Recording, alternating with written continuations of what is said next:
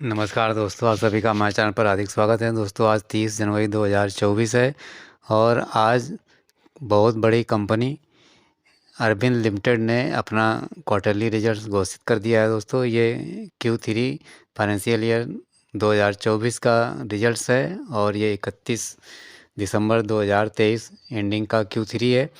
तो दोस्तों, इस Q3 में जो अरविंद लिमिटेड की सेल्स है वो थोड़ा सा कम नज़र आ रही है, क्योंकि बदलते फैशन के हिसाब से अरविंद लिमिटेड ने शायद अपनी जो कंपटीशन की ग्रोथ है, कंपनी की जो रफ्तार साथ में फैशन के होनी चाहिए थी, उसको शायद बरकरार नहीं रख पाए। उसी वजह से आप देखेंगे कि सेल्स में थोड़ी सी घटबढ़ दिखाई दे रही है, लेकिन दोस्तों प्रॉफिट ने ज़रूर काफ़ी हुंकार भरी है।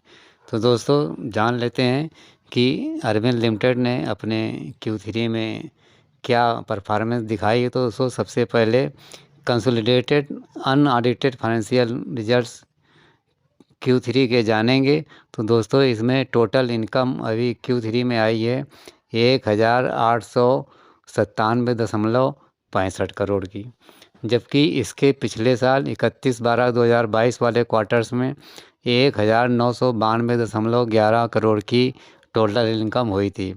इस तरह से आप देख सकते हैं कि 1,992 से खिसक करके इस समय 1,897.65 करोड़ पर टोटल इनकम आ चुकी है, यानी कि ईयरली बेसिस पर टोटल इनकम में मामूली सी गिरावट देखी जा रही है।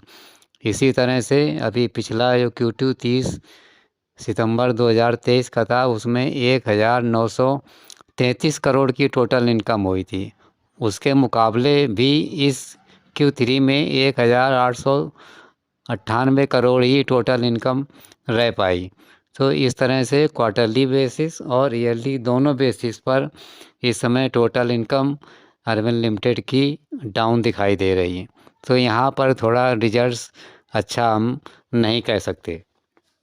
अब दोस्तों, थोड़ी नज़र डाल लेते हैं कंसोलिडेटेड अनऑडिटेड फाइनेंशियल रिजल्ट के हिसाब से जो प्रॉफिट की फिगर है वो कितनी आ रही है। तो दोस्तों, इस अभी Q3 में 94.32 करोड़ का, जबकि इसे पिछले साल वाले में 87.38 करोड़ का नेट प्रॉफिट हुआ था। उसके हिसाब से प्रॉफिट में मामूली बढ़ोतरी दिखाई दे रही है। और इसी तरह से अभी पिछला Q2 सितंबर 2023 वाले में 84.19 करोड़ का प्रॉफिट हुआ था और अभी आप देख रहे हैं कि 94.32 करोड़।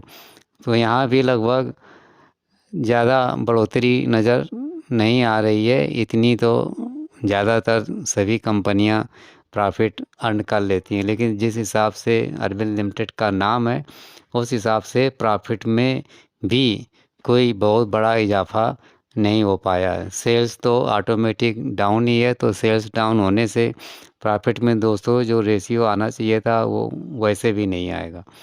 दोस्तों, इस में यदि हम EPS की बात करें तो कंटिन्यू और डिसकंटिन्यू जो ऑपरेशंस हैं उसमें बेसिक अभी निकल के आई है 3.50, जबकि इससे पिछले साल 3.22 था और पिछले अभी Q2 में 3.06 था। इस तरह से थोड़ा EPS में हल्की सी बढ़ोतरी नज़र आ रही है।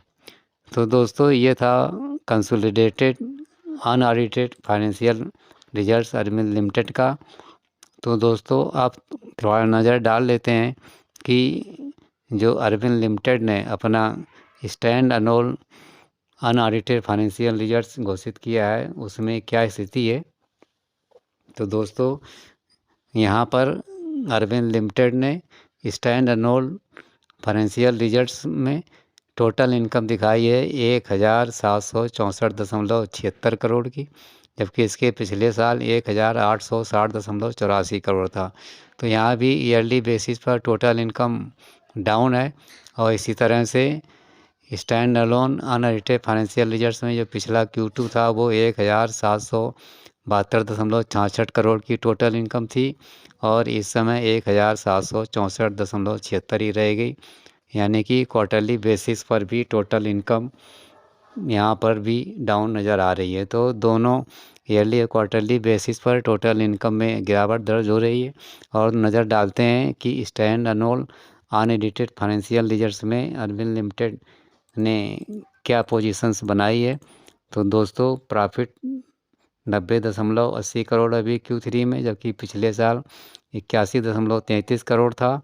और अभी पिछले Q2 में 78.20 करोड़ का था, और बढ़ करके अभी आप देख रहे हैं Q3 में 90.80 करोड़ का हो गया। तो इस तरह से प्रॉफिट में ईयरली बेसिस पर लगभग 10% की बढ़ोतरी नज़र आ रही है। और इसी तरह से नाम मात्र इसी रेंज में Q2 से भी इस समय प्रॉफिट में कंपनी दिख रही है। तो प्रॉफिट के हिसाब से देखा जाए तो स्थिति थोड़ी सी बेहतर है, लेकिन सेल्स जिस हिसाब से बढ़नी चाहिए, आजकल फैशन का ज़माना है, नए नए फैशंस आते हैं, तो इनको भी उन्हीं के हिसाब से चलना चाहिए और अपनी इनकम बढ़ानी चाहिए।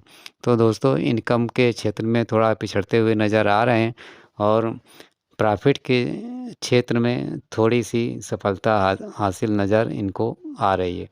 अब दोस्तों इसी के संबंध में यदि हम अरविंद लिमिटेड का थोड़ा सा और विश्लेषण करें, तो दोस्तों हम पाएंगे कि जो इनके सेगमेंट्स हैं उनमें से क्या स्थिति है। तो दोस्तों ये टेक्सटाइल सेगमेंट, एडवांस मटेरियल्स और अदर सेगमेंट, 3 तरह के इन्होंने सेगमेंट्स दिखाए हैं।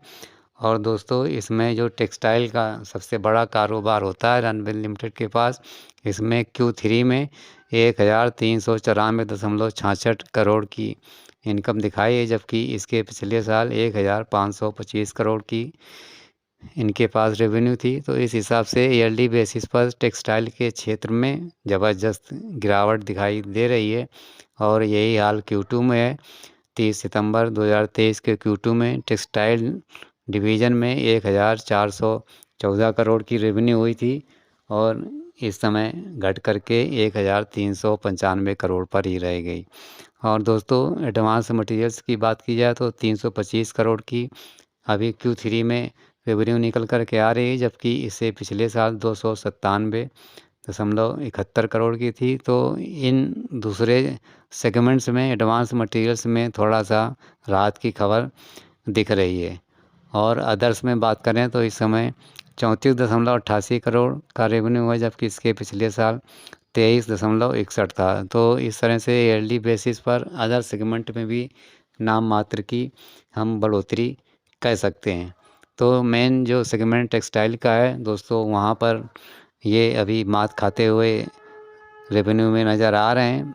तो उसको देखते हुए हम ये कह सकते हैं कि अरविंद लिमिटेड के रिजल्ट से जो हम लोगों को उम्मीद थी उस पर ये पूरी तरह से खरे नहीं उतर रहे हैं। और दोस्तों साथ ही अरविंद लिमिटेड ने कुछ और हाइलाइट्स पेश किए हैं, उस पर नज़र डालते हैं। तो दोस्तों अरविंद लिमिटेड की इस समय इंडिया में 1 नंबर की रैंक हासिल की है, और 7 number globally as per latest S&P corporates sustainability assessment report के हिसाब से। साथ ही दोस्तों गाइडलाइंस अभी Q4 फाइनेंशियल ईयर 24 के लिए भी घोषित किया है। तो दोस्तों इसके हिसाब से बेसिक ऑर्डर बुक और पाइपलाइन के हिसाब से अरविंद लिमिटेड ये एक्सपेक्ट कर रहे हैं कि Q4 फाइनेंशियल ईयर 24 में बेटर रिजल्ट्स आएंगे, और इसमें वॉल्यूम ग्रोथ और हेल्दी मार्जिन और रिटर्न्स दिखाई देंगे। साथ ही कैपेक्स प्रोग्राम 300 करोड़ का प्राइमरली फोकस दिखाई दे रहा है, और इसमें गारमेंटिंग कैपेसिटी का एक्सपेंशन भी इस समय ट्रैक पर चल रहा है।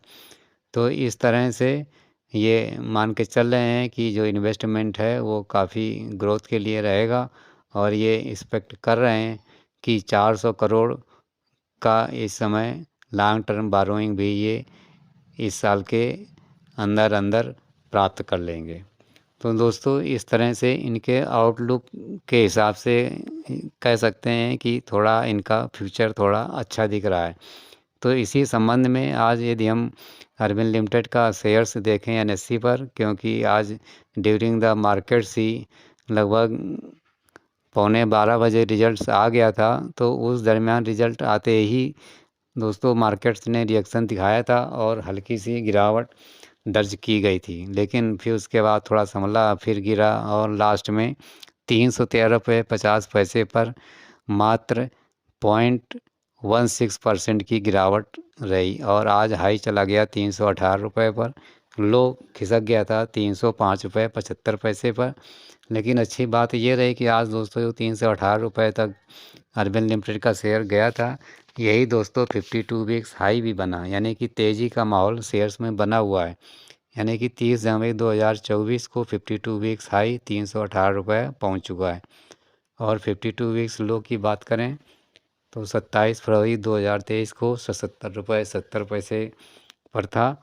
इस तरह से हम कह सकते हैं कि इस समय लगभग 4 गुने के आसपास 52 वीक्स लो से रकम बढ़ती हुई नज़र आ रही है अरविंद लिमिटेड के शेयर्स के रिटर्न के हिसाब से।